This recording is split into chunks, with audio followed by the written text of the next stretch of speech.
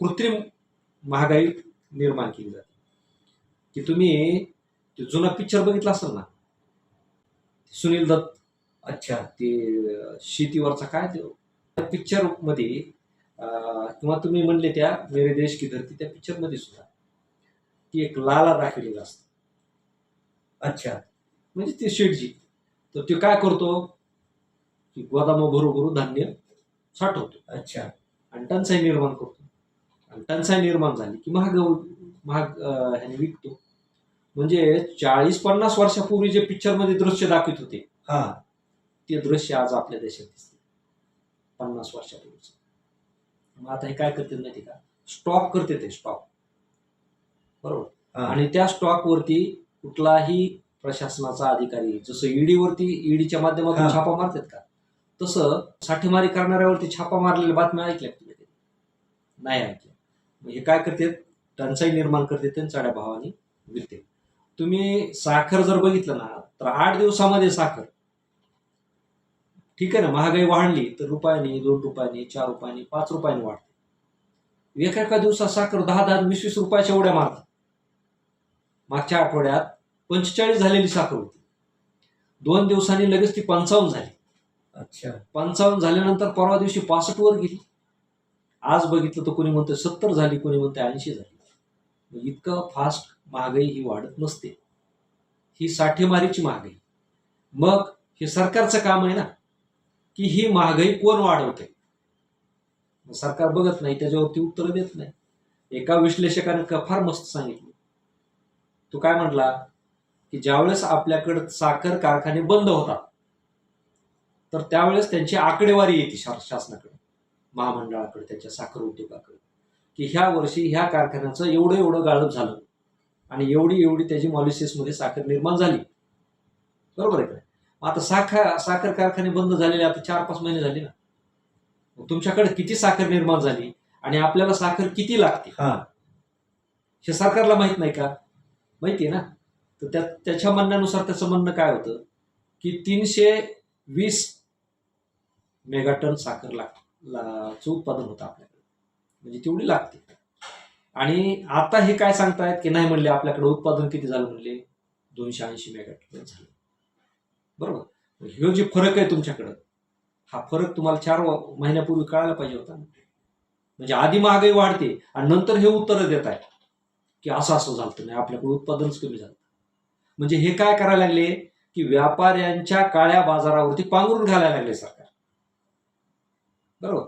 मग ज्यावेळेस तुमच्याकडे आकडेवारी आली त्यावेळेस तुम्ही आयात करायची, साखर आपल्याकडे कमी झाली, आपल्याला मागवावी लागली. मागवतायत कधी? बाजारात साखरेचे भाव वाढल्यानंतर. मग काय होईल माहिती का, की हे महिनाभर ह्यांना कमाईचं साधन मिळते, ती येईल तेव्हा येईल, पण महिनाभर हे कमवून बसतात. म्हणून हेच आहे की आपल्याकडे जी असमानता निर्माण झाली गरीब आणि श्रीमंतीची, तर ती अशी निर्माण झाली. कारण काय होतं की हे जे व्यापारी आहेत ना, हे 8 दिवसामध्येच इतक्या मोठ्या पटीमध्ये करोडो रुपये छापून बसतात की त्यांच्या पुढच्या 10 पिढ्या पुन्हा व्यापार करायची गरज नाही. मग हे नुसते दुकानात आयतं बसून शेठजी सारखं बसतात, बरोबर.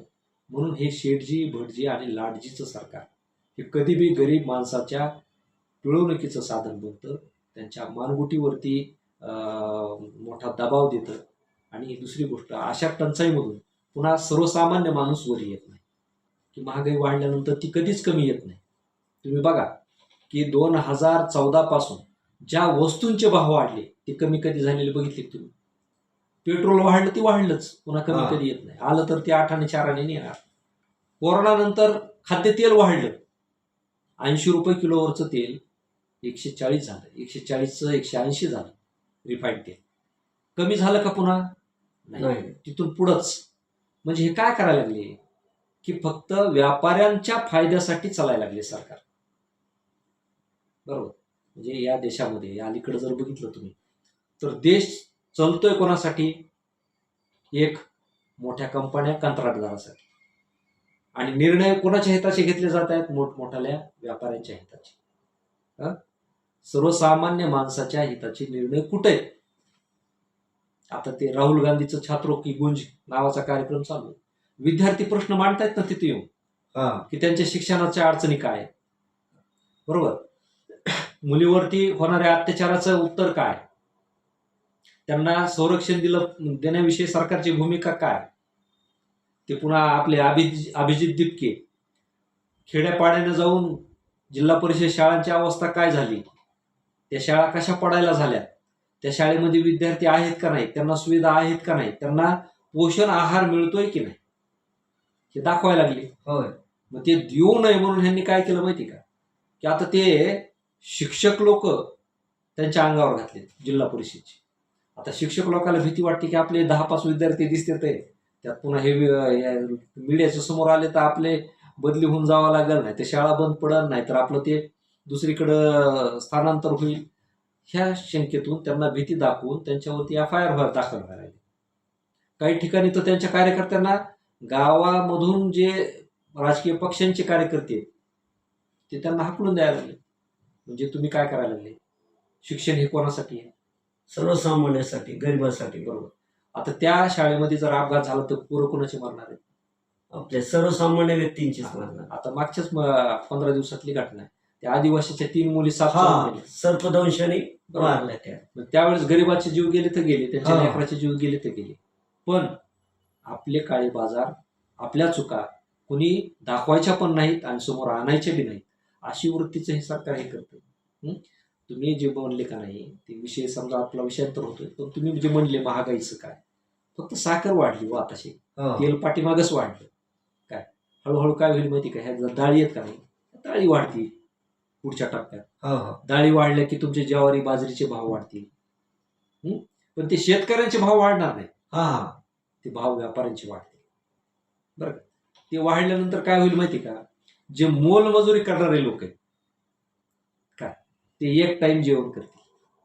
अच्छा. म्हणजे ते एक टाइमावर येणार ना, कारण ते त्यांच्या आमदनीप्रमाणेच आहार घेणार ना. जे आज त्यांना स्वस्त ज्वारी बाजरी अन्नधान्य मिळतंय, आता साखर मिळाल्यापासून, म्हणजे महाग झाल्यापासून, मी तर कालपासून बघितलं की कमीत कमी 10 ते 15% लोकांनी साखर बंद केली, चहाच प्यायचा नाही म्हणले आता. बरोबर आहे का नाही? मग आता ह्या लोकांच्या जेवणातून साखर जाणार कशामुळं, साखर वाढल्यामुळे. हा. बरं ठीक आहे, एक गोष्ट चांगली झाली की लोक त्या निमित्तानं चहा पाणी कमी करतील. हा. पण त्याचा दुसरा दुष्परिणाम काय, की जे लोक नोकऱ्या नाहीत, उद्योग नाहीत, म्हणून सगळ्यात सोपा व्यवसाय काय, चहाचा ठेला लावायचा किंवा गाडा उभा करायचा. म्हटले आपले चहा घोटीत दुधी करीत बिचाऱ्याला 1000-500 रुपये, 200 रुपये, 300 रुपये त्या चहाच्या गाड्यावरून उत्पन्न येत होतं. आता ह्या चहाच्या गाड्यावाले किती येतं बघा सगळं, एका शहरामध्ये 1000-1200 गाड्यावाले, बरोबर. हा. बेरोजगार झाले ना ते, तुम्ही चहा प्यायला जाणारच नाहीत ना. हो, हो. आता चहाचा कप 12 रुपयाला आणि 15 रुपयाला भेटतोय, ते उद्या जर 20 आणि 25ला झालं तर तुम्हाला 4 मित्राला जर चहा पाजायचं म्हणलं 100ची नोट चालली ना. हो. आलंच लक्षात, कोण पाजणारच नाही ना, पाजणार त्यांचा नाही. रोजगार गेला. आता तिसरी गोष्ट काय होणार, चहा म्हणजे साखर वाढली ती कमी होणार नाही, आलं लक्षात, आणि झाली तरी ती 2 रुपये 5 रुपयाला होईल, तर उद्या काय होईल माहिती का, शेतकरी ऊसच लावणार नाही. हा, एक दुसऱ्यावर परिणाम होत चालेल ते. परिणाम बरं लावला तरी कारखानदार इकडं 80 रुपयाने साखर झाली तर त्याचा ऊस 60 रुपयानं किंवा 6000 रुपये टनानं घेणार आहे का, 7000 रुपये टनानं घेणार आहे का, तेवढा भाव शेतकऱ्याला मिळायला पाहिजे ना. इतक्या महागाईच्या पट्टीत त्याला भाव मिळायला पाहिजे, पण तसं होणार नाही. कारण तुम्ही पाठीमागं 3000 रुपये टनाने भाव म्हणजे ऊस घेतला, आणि आता 3000 रुपये टनामधून ती 35 रुपये 40 रुपये किलो, म्हणजे 15 रुपयाच्या फरकाने साखर मिळते ना. आता कितीच्या फरकाने मिळायला लागली, 3000 रुपयाचा ऊस आणि 80 रुपयाची साखर, म्हणजे 50 रुपये नफा मिळायला लागला का नाही एकूण सगळ्या यंत्रणेमध्ये. शेतकऱ्याला काय मिळालं, शेतकऱ्यांना नाही मिळालं. मग ही महागाई कोणासाठी, एक महागाई गरिबांना मारण्यासाठी, हो. मध्यमवर्गीयांना लाचार करण्यासाठी, आणि तिसरी व्यापाऱ्यांना जगवण्यासाठी. मग अशा पद्धतीने सरकार जर तुमचा सूड उगवणार असेल आणि गरीब माणसांना अर्धपोटी ठेवून त्याला त्याची विचारक्षमता संपविणार असेल, ते कशाला विचार करणार आहे.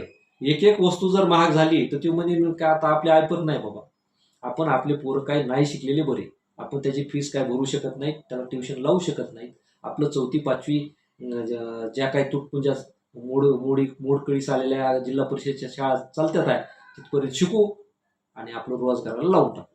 जसं की आता भंगार विकणारे पोरं बघितलं तर गरीबाचे पोरं काय करतात, कागद वेचतात, भंगार वेचतात. हा. तसं तुम्ही काय म्हणणार, 4 म्हशी घेऊन टाकू, 2 शेळ्या घेऊन ते उद्योगधंद्याला लावून टाकू.